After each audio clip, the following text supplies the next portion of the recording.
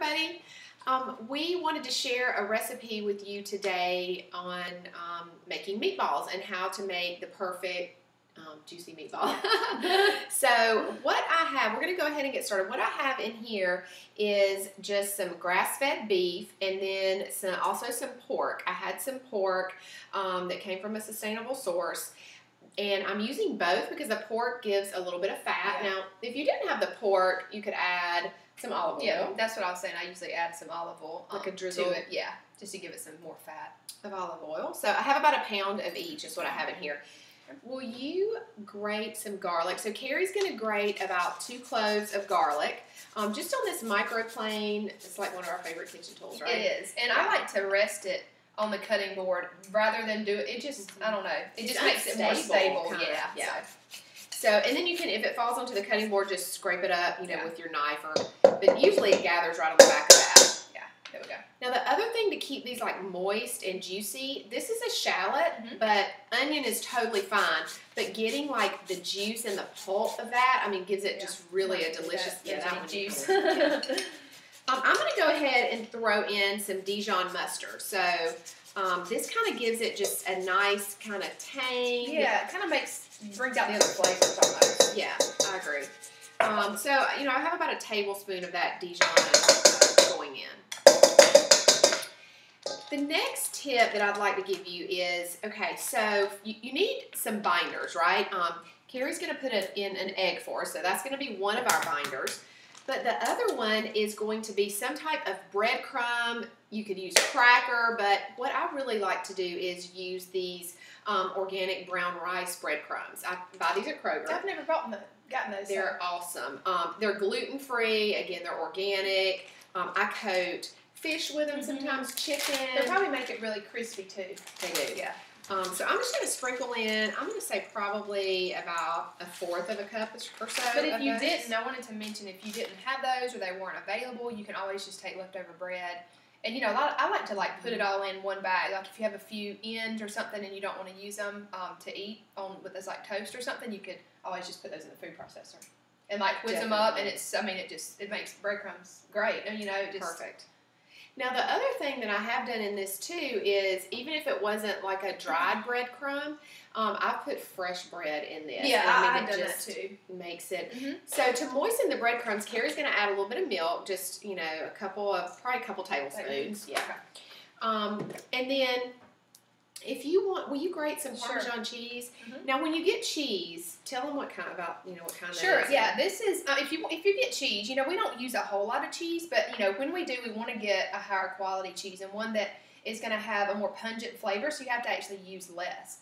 And this is, you can't see it really on here, but on the rind, it has, a stamped writing on it, and that's how you know that it's the real deal. So this is Parmigiano Reggiano.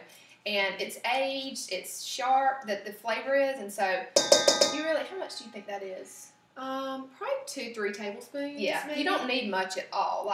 And these things, you might look at it and think, I don't want to buy this whole thing. It's, this thing's probably $10 or more. That was about $7. Yeah. Okay, it just depends. So, you might think, but you don't have to use that much of it. Yeah. So it really lasts a long time. You just cover it with plastic wrap and put it back in the fridge. I'm going to put in just probably about maybe half a teaspoon of salt or so. Will you grab some pepper? Oh, sure. For me? Now, the other thing, really the last couple of ingredients that we're going to add before we're ready to mix this is some herbs. So you want to add some flavor, and normally I would add maybe some dried, or if you have fresh, thyme and oregano. Now, if for dried, you need less than you do for fresh, okay? Right. But today, we actually don't have either of those. Yeah, I actually threw mine out and I choose my essential oil. So you want to tell them the...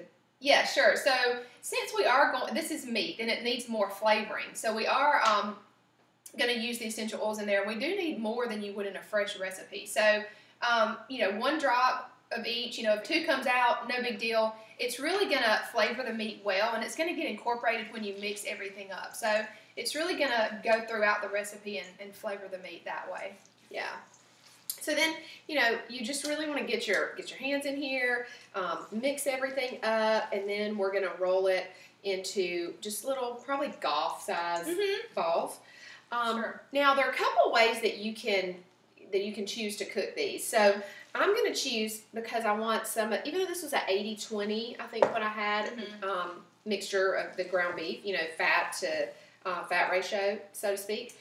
I'm going to place them in the oven. We're going to put them on a baking sheet, and we're going to let them bake in the oven. And that way, you're not having a lot more of the oil seeping out into your dish. And it makes your kitchen, the cleanup, so much easier. Because when you cook them on the stovetop, it just spatters everywhere, and I don't know, it's so much easier to just cook them in the oven. And they really do turn out nice and crispy. You would think that they wouldn't be as crispy as if you cooked them in a pan, but they really are, and they turn out really well.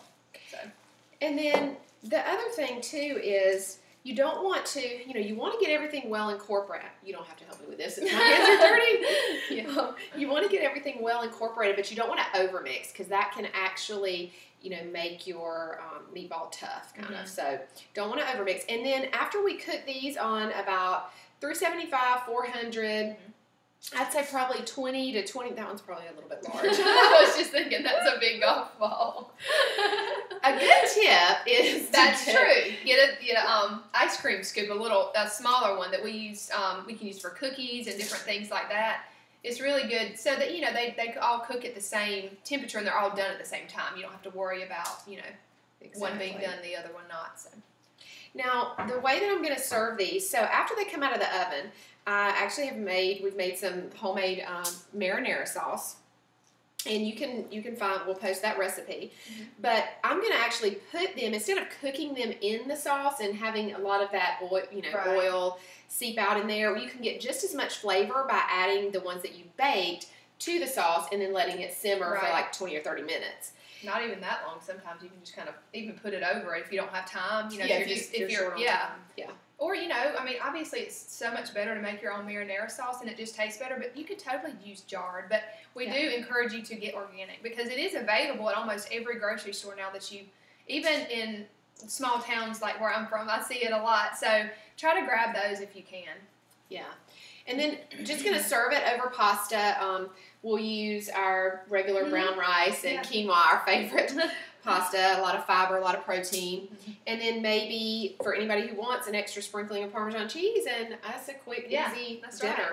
This also freezes really well. If you wanted to freeze, I would freeze it with the noodles, of course, because they kind of break down. But you totally could freeze these meatballs in the sauce, or even not in the sauce if you don't Honestly, want to. I like to freeze them without the sauce, because if you wanted to make like Asian meatballs, or you can flavor these in different ways. You can, you're free to do that if you don't store them in the sauce. So that's just another little tip. And then one last thing that you can do, if you say you were kind of freehanding all of these, kind of like we are.